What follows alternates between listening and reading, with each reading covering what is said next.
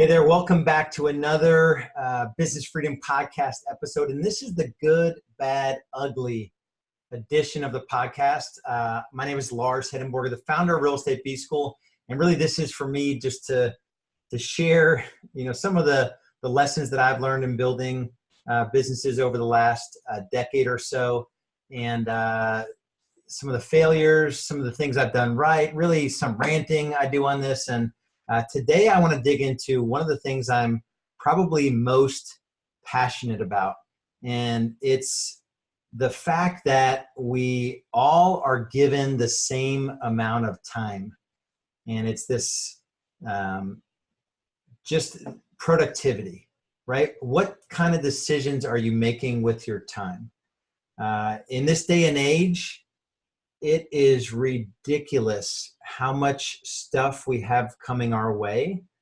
Information, marketing, email, text, our phones.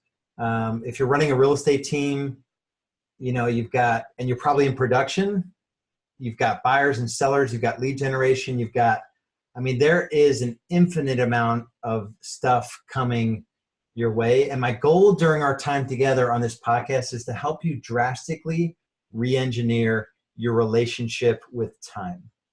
And so that is the big promise for this podcast episode. And I love this definition of productivity. This is a Dan Kennedy definition. And I did a lot of direct response Dan Kennedy, no BS stuff back in 2007, 8, 9, when I was first getting started in business. And this definition is really impactful. It's worth writing down. Productivity is the deliberate strategic investment of your time, talent, intelligence, energy, resources, and opportunities in a manner calculated to move you measurably closer to meaningful goals. So when we use that as the backdrop of productivity, do this. Rate yourself on a scale of 1 to 10. 1 being, according to that definition, this past week I was a level 1. I was miserable with strategically investing my time, intelligence, meaningful goals. And that's a 1 versus a 10. I'm consistently in over 8, some weeks are a 9, because I'm constantly working toward getting into my sweet spot, my unique ability. But where are you right now, truly, when you think about productivity? Answer that question. And the thing are that, there's not many secrets that I'm going to go through in our time here. So I'll give that as the caveat, is that there are things that I'll go through that but you aren't really doing at a very high level. So keep an open mind and really check yourself to see if you're actually doing these things. So let's get into the 10 productivity strategies to start using now. And like I said, we all have 168 hours. And the question is, what are you actually doing with that time? Number 1, and I've covered this on another podcast episode, is that we must do the work. I know some of you are thinking, thanks for stating the obvious. We must do the work, but really there are no shortcuts in business. There are no shortcuts in business. And, Real Estate B School gives you the straightest path that I know of in our industry to build a business worth owning, a systems-driven business built on a profitable economic model. You still have to do the work. You still have to install the systems or get someone to install the systems that we teach, right? And it's on you to actually put in the work. And so for a lot of our members, it's splitting their time between production, managing their team, and installing the systems. And eventually you're making more money working less hours in your business. And that's the time-money trade-off that we talk about a lot. I love this quote by Brian Tracy. He says, "The ability to discipline yourself to delay gratification in the short term in order to enjoy greater rewards in the long term is the indispensable prerequisite for success." Right? So it is about discipline, right? Our traditional success in our industry will have you selling 24 to 30 homes. That's top producer status in our industry, right? But will you discipline yourself in the short term to build something amazing in the long term, right? To go from 24 sides to 240 sides in 2 to 3 short years, right? That's what we're talking about. I love Gary Vaynerchuk. I like all his books. Really short, simple quote, stop whining and start hustling, right? There's not a lot of that in our industry. And if you haven't read the book by Brian Tracy, what is it? The frog book, Eat That Frog. Everyone has frogs, no matter where you are in your business journey. For most folks, it's that new business development time, that lead generation time. And usually there's a couple of frogs that you need to eat every day. And it's making a decision, getting the frogs eaten every day for a period of time where others can eat the frogs for you. That's honestly what building a real business is all about. Number 2 productivity strategy is to know what your time is worth. And I did a simple calculation when I got into the business. I wanted to make $500,000 working 2,000 hours a year, a 40-hour work week. I didn't do it out of the gate, so I put in a lot of hours in that first 18 months, 24 months. But then as I continued to build systems and delegate those systems to people at a lower pay grade, I was able to get to 250 and beyond. So I don't work, definitely not more than 40 hours now. And I'm probably at about, my goal is $1,000 an hour. So I'm working on delegating everything. I'm probably at about $500 an hour for every hour that I work. And that's me knowing my numbers. I went from 250 to 500 to 1,000. There's nothing special I did to get out of the things that were at a lower pay grade. I just built the system and then got someone to run the system. And it's not a lot of people, right? I run a multi-million-dollar coaching company that only has like 5, 6 people on staff, so it's a really profitable business. But I know what my time is worth and what I can touch in this business. So that's number 2. And the question you have to ask yourself is, what is your number? Right? You've got to make that decision. My number is going to be $200 an hour, and I'm going to build systems and delegate stuff out that other people can do. And you need to find people that are willing to fight for your number.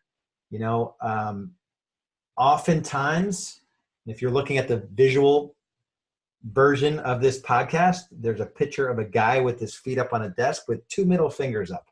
A lot of time we let people into our world that resent the fact that we want to build a business. And they think, as a business owner, you're creating opportunities for people around you. And there are people that don't want to see you succeed. So you've got to surround yourself with the right people and ultimately better leverage your team. You need a system for delegating things properly, building a system and then delegating those tasks to someone that can do it for $12, $15, $20 an hour. And you can consistently delegate and elevate your position on the team. Number 3 is that you need to fight to link everything to your goals. So back to that definition of productivity, right? Deliberate strategic investment of your time, talent, intelligence, energy, resources, and opportunities in a manner calculated to move you measurably closer to meaningful goals. Is what you're working on today moving you closer to a goal? If it's not, you've got to fight for those time blocks where you can work on a system or a tool that will move you closer to a goal. So going on a listing appointment is good. Is it really serving some longer term vision you have for your life, right? So you've got to do the listing appointment, take the listing, get it marketed properly so you can generate buyers and then close some buyers and the listing and then get repeat referral business. All that's good. But do you have time blocks in your calendar that you're actually moving your life and your business forward? And this, what I'm about to tell you, is worth writing down. I want you to stop and think on a regular basis. Write this on a sticky note and put it on your computer. Is what I'm doing this minute moving me measurably closer to my goals? I am recording a podcast right now that 100% is moving me closer to my goals. My goal is to impact a broken industry with my thoughts on where I think the industry is going, what I did right, what I did wrong, and be open and vulnerable and honest and authentic with all of you. And so I can answer that question 80% of the time that absolutely I'm focused on things that are moving me closer to my goals. If you're heavy in production in real estate and you're not working on things that are going to get you out of the whole world relying on you in every part of the transaction, you're not You're not doing stuff enough of the day that's moving you closer to your goals. And ask yourself at the end of every day, what did I produce today? What did I produce today? That's another sticky note on your computer. You're gonna have all these sticky notes on your computer with questions I want you to ask yourself consistently. What did I produce today? And I mean produce, like what do you have to show for the time you put in today? I'm thinking about what I worked on today. I worked for 2 to 3 hours on a webinar that I held at 2 o'clock. It was about 75-minute webinar. We'll probably close 15 to 20 folks. That 83 people showed up, which is great. For us, it's hard to get people to show up, so that was cool. That's going to evergreen. So now we're making that part of a masterclass series. I'm recording a podcast now that is going to be, listened to, probably downloaded, 500-600 times in the next 30 days or so. I had a couple of strategy sessions with new clients. I think definitely one of them will sign up and they'll, on average, stick around for 15 or 16 months. So I'm constantly asking myself these questions. What did I work on? What did I actually produce today? And you need to ask yourself that same question. All right, number 4, you need to crush your digital addictions. This thing, I'm holding my phone up. This thing right here is not moving you closer to anything. 90% of what's on that thing is not good for you. And you need to take Facebook off your phone. We do this digital addiction assessment on our team with our new hires. And I think you can Google digital addiction assessment PDF. It's a Darren Hardy document from his Insane Productivity. I think it's literally online. And you can take it. You've got to make a decision. Some of you might know my personal story. My father was an alcoholic. He passed away 3.5 years ago, almost 4 years ago. He drank until I was 15.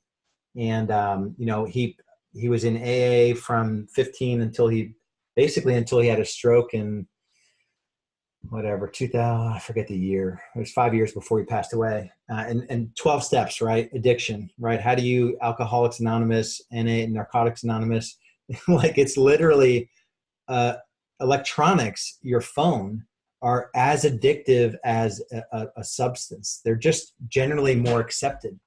There's science now around how people are hearing their phone ding and feeling it vibrate when it isn't.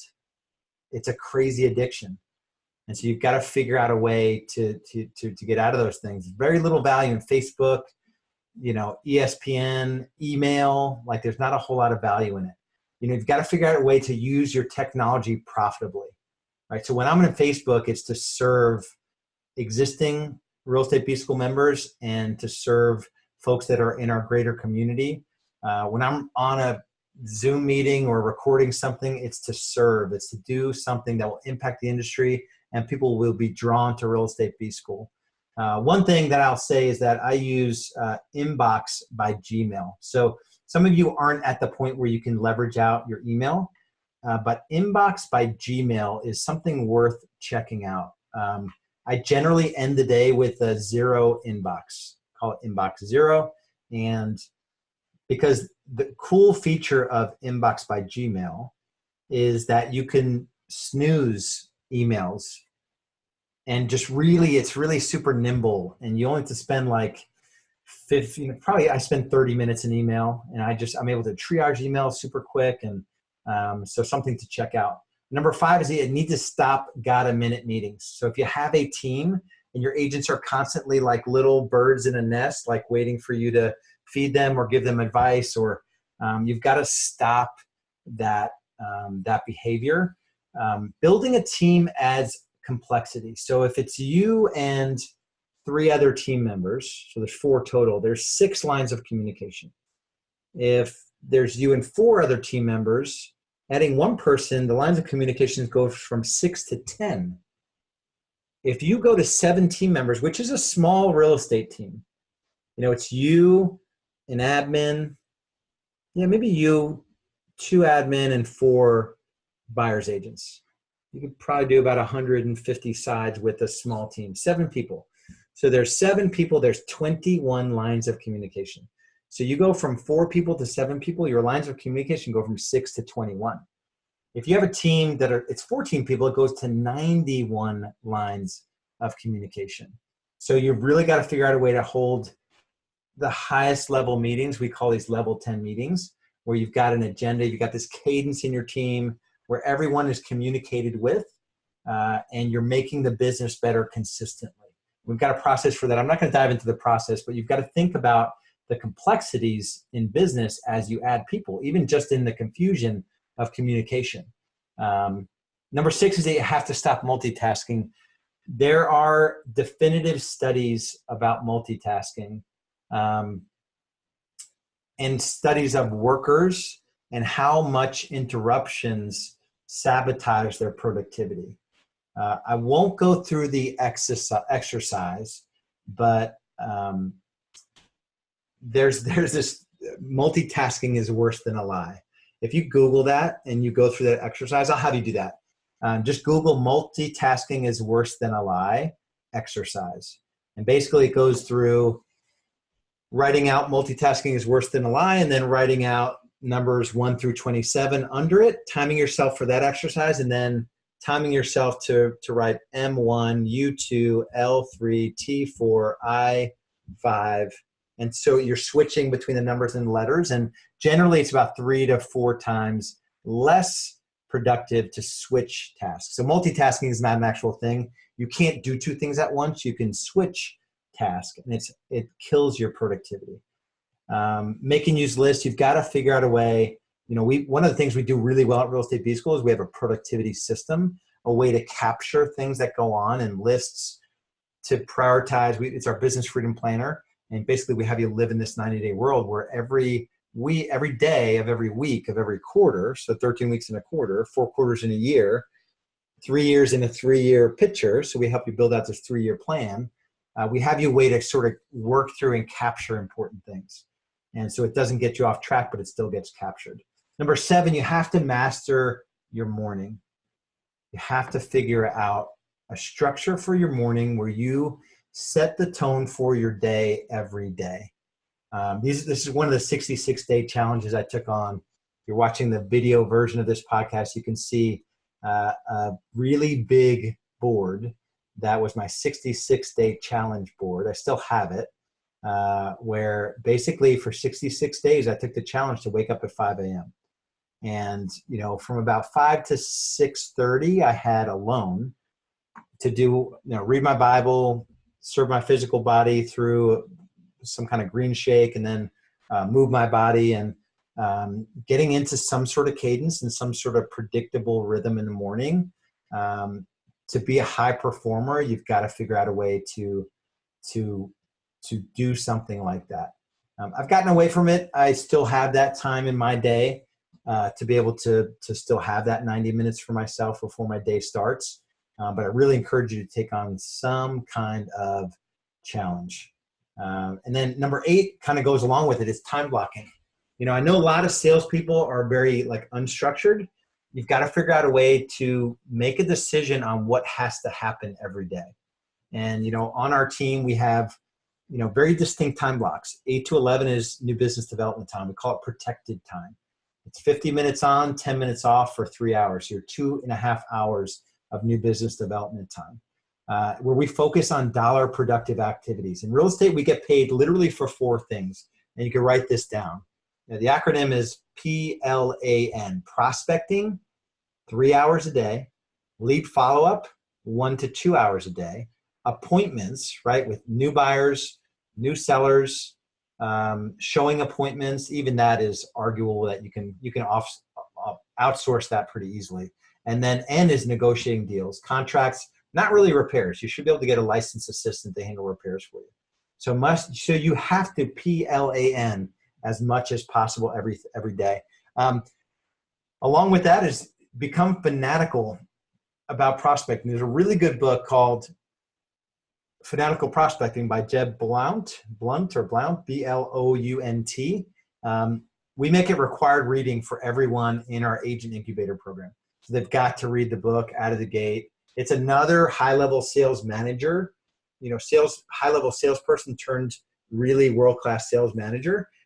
teaching your team how to become a fanatical prospector. And so if you don't have a cadence of, tracking meaningful conversations to appointments set, to appointments met, to appointments signed every day, and you know that cadence for yourself and your agents, you've got to rethink what you're actually doing. We're building sales organizations, and you've got to think set, met, signed all day long. Number 9 is to maximize our energy levels. I'll go through this quick. There are 4 parts of this equation. Taking care of your physical body. Number 1 is to get more sleep, 7 to 8 hours a night. There's no way to hack this. If you take that 66-day challenge, that means you need to go to bed at 9:30 if you're getting up at 5 a.m. Studies have shown that you will suffer, through all sorts of different measures if you try to hack your sleep, if you get less than 7 hours per night. Number 2 here is to eat more vegetables. A plant-based whole food diet is proven. There's all these documentaries which will totally freak you out. You've got to figure out a way to get more green into your body. It alkalizes your body. Inflammation generally will have you stiff and not energized and lead to disease, and you don't want that. Number 3 is to drink more water. I think 92% of Americans are chronically dehydrated. If you commit to drinking 8 ounce glasses of water, which is a little low, I drink about half my body weight in ounces, so just over 100 ounces. If you commit to drinking just 64 ounces and just do it throughout the day, if you're not a water drinker, your energy levels will skyrocket. I promise you, it will change everything for you, just that one commitment. And number 4 here on just physiology is to move your body. It doesn't have to be this grand gesture. I do 30 minutes of walking every morning. That's when I'm listening to my Bible and I'm getting a brisk walk in. And it's just quiet time, and it's about the best part of my day. And I've got a great rest of my day. I've got 2 great kids, a great wife, and that morning quiet time where I move my body is really important. Number 10 here is to harness the power of a grateful heart. And, I've been involved in Make-A-Wish, which is a national organization, basically with children with life-threatening diseases are granted a wish and go to Disney World and with their family, and it just allows them to check out of their current situation. And I've seen some really sad stuff there. I'm also involved in a Child's Place, which is a local organization that serves homeless children in a very rich city, which is Charlotte, North Carolina. We have 10,000 homeless children in our greater Charlotte, 7-county region. Sad. And so every day, I put myself through an exercise in the morning, what I'm grateful for, in the evening, what 3 great things that happened every day. I use this app on my phone called 5-Minute Journal. It's also part of our Business Freedom Planner. And just constantly looking for the great things will give you this psychology of fulfillment. Well, you will always feel content. You will always feel blessed and happy. And it's just a daily practice about doing it. When I think about the pain and suffering that exists in my local city, let alone in other countries, if you ever had the opportunity to serve on a mission trip in a third world country, that would change your life forever. And this constant practice of gratitude is about, it's everything.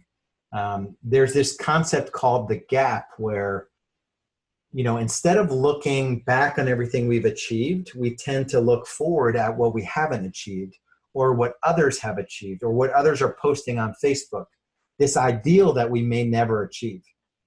And so having this attitude of gratitude forces us to look back on everything we have achieved and all that we have in our life. And it will instantly change your psychology to that of contentment and fulfillment. And it's not about keeping up with this person. You're only seeing their outsides. You're comparing the way you feel inside and what's going on with you, your marriage, your children, your physical health to some poser that's posting how great their marriage is or how blessed they are, or, it's just complete bullshit. It's fake book, right? It's not Facebook, it's fake book. And a little bit of a soapbox there, but it's all good. And last couple thoughts I have here is don't miss the good stuff. It's cool building businesses. It's not cool missing out on opportunities to be with your children, to be with your spouse and really be present at that end part of the day, to be present that 2 hours when you get home from work, 6 to 8 for me. 5:30 to 8:30 really. It's about 2.5, 3 hours for me. And then I've got that 8:30 to 10:30 time with Julie, super laser focused, even on work nights and school nights. And then Sunday mornings, I take each of the kids to alternating to breakfast, and we do church, and we do a Sunday evening dinner with my mom, who still is with us, and my sister and I get together with my kids, and so it's all the good things, the rituals that we have in our life that make the difference. And then I just, don't major in the minor matters. There's so much good stuff that we have to be thankful for, especially living in the country we live in. I'll say this, ask yourself the question, what will make the next year or two any different than the last couple years, right? If you don't have a plan if you're not where you want to be and you have no plan to get there, what's going to change for you? Right? If you ever study really successful people, they're working on the big things, the things that will move the needle for them. They're not sweating, it may be a big deal that a deal blows up for you, but it's not the end of the world, right? It doesn't impact your bigger mission if you have one. And then this quote, I do like Kobe Bryant, and I'm not a big sports guy, I just like the quotes. Success isn't a mystery. It's not like all of a sudden, like someone just appears in the scene. Like if you really study success, he says that great things come from hard work and perseverance, no excuses. And so that's my encouragement to you. It's really to ask yourself, how productive are you every day? And are you linking your goals? Are you linking your goals to things that matter? And are you moving closer to achieving those goals? It's just not this elusive thing. It's not like we haven't figured it out. It just takes a consistent approach and being persistent and just doing it every day and being on the right path, right? I mentioned if you do have a dream of building a business worth owning in the real estate space, of course, we'd love to talk to you. If you just want to swipe our tools, you can go to getbschool.com. You can go to Real Estate B School if you want to jump on the phone with me or one of my coaches and talk about how we could approach building your business. We'll go through a business growth assessment and see if that's something that would work for you. That's not what this podcast is about, but I just want to say it because some of you do want to take the next step in your business. And hopefully this stuff is good for you. I say every time my close out to the podcast, and really anytime I get on the phone with anybody or I train anybody, it's, I just have a lot of love and respect for those of you that are doing this work. Even if you'll never go beyond yourself, you're doing a profession that is not easy. A lot of times we're not respected, our time isn't respected, and we've got a better path. There is a better way to do this. So let me know if you're interested. Until next time, be good, go sell some houses, and don't forget the good stuff, right? Don't forget those moments with family, friends, and there's more to real estate. There's more to life than real estate. So we'll talk to you soon.